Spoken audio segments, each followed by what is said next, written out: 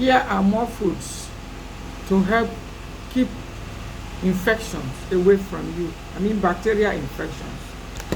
One of them is neem tea. Yes, popularly known as dogoyaro.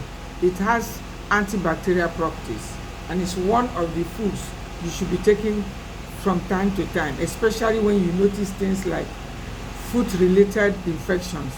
Most of these herbs have they have parts of the body that are more effective. Just as the clove is very effective when used orally, the same way the neem, popularly called dogoyaro, is very effective if you're experiencing things like toe issues, those issues that have to do with your extremities, maybe it's your hand or your feet. Number two, moringa leaves. Yes, moringa is both food and medicine, so it has antibacterial properties. It's a detox food.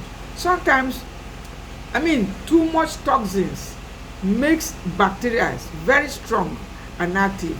So if these toxins are reduced in the body, it also flushes bacteria away. Number three is the papaya seeds. In fact, this is even my latest antibacterial food that I take to kill off intestinal parasites. I make tea out of it, the dry papaya seed, and sometimes I chew the raw papaya seed. It helps reduce things like fatty liver and kill off intestinal parasites, especially when you take it on empty stomach. Talking of the papaya seeds, you can dry them and use them, grind and use as tea, or you can chew the raw papaya seeds. Black seeds. Yes, you can make black seed part of your regular diet. You can add it to your oat or make tea out of it. It's a source of protein and contains antibacterial properties to help you control bacteria and infections. The next is cold pressed coconut oil.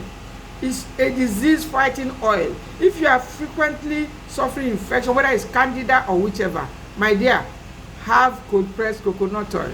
It's a medicine and it's one of the most popular medicine I should recommend for all seniors if you want to control infections and bacteria.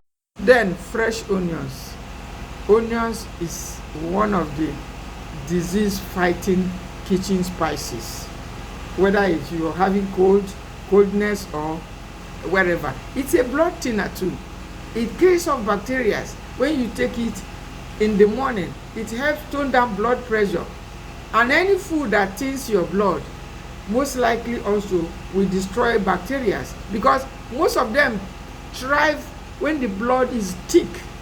Yes, they love thick blood, and that is why we should include most of these food, because you will notice that a good number of them are blood thinners. And there are several others too, like the papaya leaf tea that contain antibacterial properties. You need to be including them regularly in your diet. Yes, like black pepper and the cayenne pepper, they all contain antibacterial properties, and you need to be including them in moderation to help control bacteria. And if you are doing this, and then the last one is to include fermented foods. Occasionally, when you take some of these disease or bacteria fighting spices and seeds, when you consider that they have overkilled or killed the bacteria too much, you have to take a fermented food like fermented millet in order to restore a healthy gut bacteria. Because when you destroy this bacteria too much, especially those in the gut, your gut loses its balance. You start feeling unwell again. So you must not aim to destroy all the parasites and bacteria.